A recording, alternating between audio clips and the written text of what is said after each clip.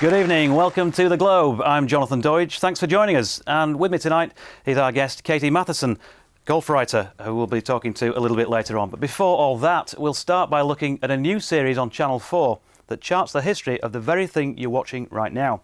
At the KC Stadium, our reporter Jonathan Doidge is there for us. Yes, I'm joined here at the KC Stadium by Huddersfield Giants coach Nathan Brown. Nathan, 46-10 winners last week, ending a drought of, 5 successive defeats. Are you confident you've turned a corner now? Oh, well, last week was a good start. We did some things, obviously, a fair bit better than what we had been doing. And during our defeats, we had 3 losses that were very close, which we lost in the last 2 minutes of a number of games. Earlier in the year, we were winning those games, and we probably contributed a bit to our downfall. But sometimes you think you're not going as bad as it looks, and sometimes you're not quite going as good as you think as well.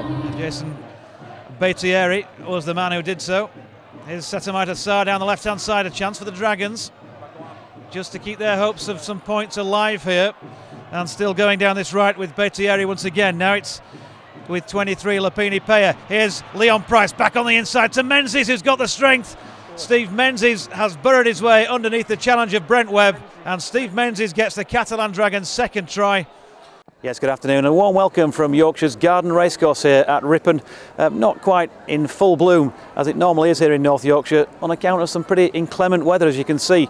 Conditions for the first day of this card, which was yesterday evening, were good, but plenty of rain this morning has meant a change to soft with heavy places officially for this 8-race card, the first of which is due underway shortly, the 2:10. Feature on the card though is the 4 o'clock, the Ladies' Day handicap. Yes, it's Ladies' Day here in North Yorkshire, as well as it is down at Royal Ascot in Berkshire. Now, Luke Morris has got 4 rides on the card here today, and a particularly interesting stat for those of you thinking ahead, he's got a 43% strike rate at Ripon in the past 5 seasons with 3 winners from just 7 mounts.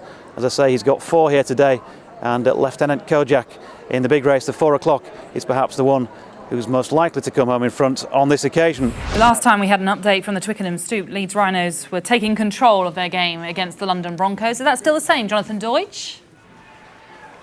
Not the case at all, in fact, no. London Broncos 12, Leeds Rhinos 24, and it's been all about the Broncos in this second half so far. First of all, a catastrophic error at the back from Leeds. A bit of confusion between fullback Zach Hardacre, standing in, of course, for the injured Brent Webb, as he has been for the last few games, and his wingman, Ben Jones-Bishop, who came on the inside for a pass. Hardacre still threw it on the outside. It was gratefully accepted by Broncos winger Kieran Dixon, and he strolled over for the try, which was goaled by Michael Witt to make it 12-24. And since then, a succession of Broncos chances and pressure. Craig Gower, a lovely weighted kick that held up Ryan Hall over his own line. David Howell went close to scoring then, and then Gower once again, following up his own kick, held up Danny Maguire over the Leeds line for another Rhinos dropout. This time David Howell again couldn't quite take a pass from Michael Witt when a chance for a try certainly looked on. We're into the 57th minute, I think it is now, here at the Twickenham Stoop, and it's London Broncos 12, Leeds Rhinos 24.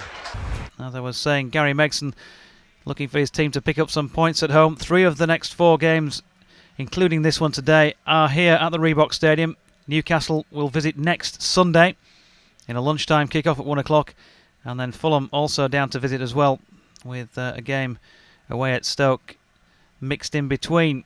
Johan Elmander, the man back in the side, the international and record signing for the club, and how they'll want him to add to what is so far a 5-goal season. All 5 of those have come in the league. Only Matt Taylor and, of course, Kevin Davies have eclipsed him in the Bolton scoring ranks. That's right, yes, welcome back from Headingley, where we're into the afternoon session on day 3 of this 4-day county championship, second division match between Yorkshire and Northants. Northants, of course, batted first and made 253. Yorkshire, who resumed this morning on 190 for the loss of 3 wickets, have now moved on to 244 for 4. That a significant wicket as well to fall this morning of Joe Root, making his 3rd first-class century. Moved on to 125 before being caught behind off the bowling of Andrew Hall. Johnny Bairstow, fresh from his England call-up recently, he's back in the Yorkshire fold at the moment and still not out there on 60. He played some nice shots during this morning's session, and he's been joined as well by Gary Balance just before the lunch break. He's yet to get off the mark. 1 or 2 decent bowling performances as well. Lee Daggett has taken 2 wickets so far in the Yorkshire innings. Plenty to play for.